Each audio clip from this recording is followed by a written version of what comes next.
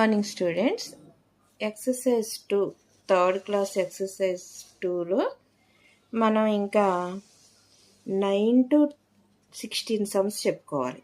9th some చెప్తాను, చూడండి ఒకసారి. 9th సమ్ ఏంటంటే, there are 54 gulab jamuns in a vessel. If they are distributed equally among 9 girls, how many gulab jamuns will each girl get? 54 gulab jamuns ఒక బౌల్లో ఉన్నాయి. మనకి గనక 9 గర్ల్స్కి ఈక్వల్గా డిస్ట్రిబ్యూట్ చేస్తే 54 గులాబ్ జామ్స్ ఒక గర్ల్కి ఎన్ని వస్తాయి? ఇది మనం చేయాల్సింది 54 డివైడెడ్ బై 9. మీకు తెలుసు మల్టిప్లికేషన్. 9 6 జార్ 54. 54 డివైడెడ్ బై 9 డివిజన్ ఫ్యాక్ట్స్ చెప్పుకున్నాం కదా, 6. Each girl get how many gulab jamuns? Each girl get 6 gulab jamuns. Okay, ఇప్పుడు 10th సమ్ చూద్దాం. The cost of 9 mangoes is 45 rupees. Find the cost of 1 mango. 9 mangoes cost వచ్చేటప్పటికి 45 rupees అంట. 1 mango cost ఎంత అని అడిగాడు. Cost of 9 mangoes is 45 rupees. Find the cost of 1 mango. 45 divided by 9. 9 5s are 45. Division facts. So 5. Cost of 1 mango is 5 rupees. 11th sum. Okay, 11th sum చూద్దాం. 4 students can sit in one bench. How many benches are needed for 36 boys? 36 boysకి ఎన్ని benches కావాలి? This one also you will do division. 4 students can sit in one bench. ఒక బెంచీ మీద 4 students కూర్చుంటే how many benches are needed to 36 boys కూర్చునేటట్టయితే ఎన్ని benches కావాలి? Again 4 టేబుల్లో 36, 4 9s are 36. Division fact తెలుసు, 36 డివైడెడ్ బై 4 అని వస్తే 9. ఎన్ని బెంచెస్ మనకి కావాలి? ఇక్కడ 9 benches we need for 36 boys. 9 benches we need for 36 boys. Okay students, 12th sum చూడండి. If we cut 40 meters ribbon into 9 pieces, what will be the length of each piece?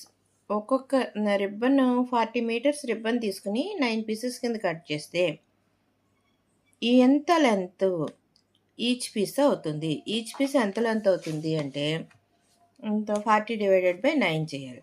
40 divided by ఈ రకంగా, if we cut 40 meter ribbon into 9 pieces, what will be the length of each piece అంటే 40 divided by 9 చేసి 9 4s are 36. 40 లేదు కాబట్టి 45. 9 5s are 45. 40 రెండిట్ల మిడిల్లో ఉంటుంది కాబట్టి 9 4s are 36 తీసుకుంటే each length 4 meters. Each length ఎంత అవుతుంది? 4 meters అవుతుంది. ఓకే, నెక్స్ట్ 13th సమ్ చూద్దాము. 13th సమ్ వచ్చేటప్పటికి హౌ మెనీ ట్రైసైకిల్స్ అంటే 3 చక్రాలు. ట్రైసైకిల్ అనగానే 3 చక్రాలు ఉంటాయి అన్నమాట. Can be made using 72 wheels. 72 wheels ఉంటే కనుక మన దగ్గర ఎన్ని ట్రైసైకిల్స్ మనం తయారు చేయగలము? How many tricycles can be made using 72 wheels. ఇప్పుడు ఏం చేయాలి అంటే 72 డివైడెడ్ బై 3 చేయాలి.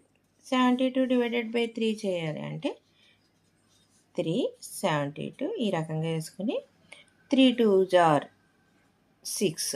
7 minus 6 1. Bring 2 down to 3 4s are 12. How many tricycles we can made with 72 wheels? 24 tricycles మనం తయారు చేయగలం అన్నమాట. నెక్స్ట్ ఓకే, 14th సమ్ చూద్దాము. The product of 2 numbers is 168. If one of them is 4, find the other number. ఈ some ఎలా చేద్దామంటే, the product of 2 numbers ఎంత? 168. One of them is 4. Find the other number. 2 numbers అంటే ముందు మనం ఏం చేద్దాం అంటే 2 నెంబర్స్ 168 ఇలా వేసుకుందాం.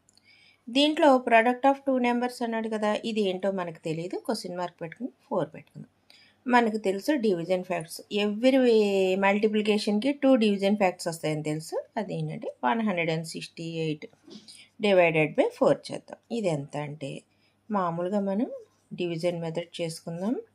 16. 4 4s are 16. Next 8 bring to down ఎంత 4 2s are 8. 0 remainder. So how much answer 42. Division facts ప్రోడక్ట్ని బట్టి డివిజన్ ఫ్యాక్ట్స్, మల్టిప్లికేషన్ బట్టి డివిజన్ ఫ్యాక్ట్స్ 2 కదా.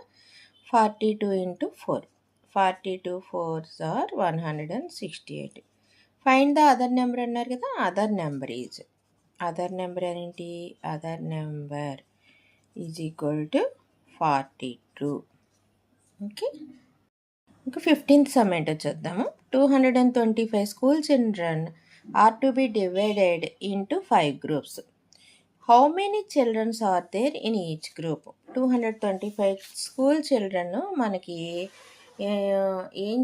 ఏమైంది? డివైడెడ్ ఇంటూ 5 గ్రూప్స్ కింద డివైడ్ చేశారు. ఒక్కొక్క గ్రూప్లోనూ ఎంతమంది చిల్డ్రన్ ఉంటారు? This one also you will do divided by 5. 225 divided by 5 కదా. ఫస్ట్ 2 డిజిట్స్ తీసుకుందాము. 5 4s are 20. 5 4s are 20. 5 5s are 25. ఈ 22 ఈ రెండింటి మిడిల్లో ఉంది కాబట్టి 5 4s are 20 తీసుకుంటాము. 22 minus 20 ఎంత? 2. Bring 2 down 5. 5 5s are 25. So 5 5s are 25. 0 remainder. Each group how many children? Each group 45 children in each group. Okay, ఇప్పుడు 16th సమ్ చూద్దాం. 16th సమ్ ఏంటంటే 640 kg of rice is shared equally among 6 persons. 640 kg rice 6 పర్సన్కి distribute చేశారు ఈక్వల్గా. Find how many kg of rice will each one get. 6 persons కాబట్టి each పర్సన్కి ఎంత rice వెళ్తుంది? How many kgs rice will be left, ఇంకా ఎంత rice మిగిలిపోతుంది? This one also 640 divided by 6 చేయాలి. 640 డివైడెడ్ బై 6 చేయాలి అంటే 6 1s are 6. 6 1s are 6. Okay, next bring to down 1 number 4. Bring to down 1 number only 4. 4 6 కన్నా చిన్నది కాబట్టి బిఫోర్ వీడియోలో చెప్పాను 6 zeros are 0 అని కూడా రాసుకోవాలి. రాసుకోవడంలో 4 ఇక్కడ ఉంటుంది, 0కి 6కి మిడిల్లో ఉంటుంది కాబట్టి 6 zeros are 0. So 4 minus 0 how much? 4. ఇంకా ఎంత నెంబర్ ఉంది ఇక్కడ? 0. సో 6 టేబుల్లో 40 ఉందా? No. 6 6s are 36. 6 7s are 42. ఈ రెండు నెంబర్ల మిడిల్లో 40 ఉంటుంది. అంటే మనం తీసుకోవాల్సింది 6 6s are 36 తీసుకోవాలి. సో 6 6s are 36 తీసుకుంటే 40 minus 36. 10 minus 6 ఎంత? 4. 3 minus 3 0. అంటే each person find how many kgs of rice will, మనకి ఏం అడిగాడు ఇక్కడ? How many kgs of rice will each person get అని అడిగాడు కదా. ఒక్కొక్క పర్సన్కి ఎంత రైస్ వస్తుందంటే 106 kgs ఆఫ్ రైస్ వస్తుంది. ఒక్కొక్క పర్సన్కి 106 kgs ఆఫ్ రైస్. మరి how many kgs of rice will be left? Remainder ఎంత వచ్చింది? 4. ఇంకా వీళ్ళకి పంచగా మనకి ఎంత మిగిలిపోతుంది అంటే 4 kg మిగిలిపోతుంది.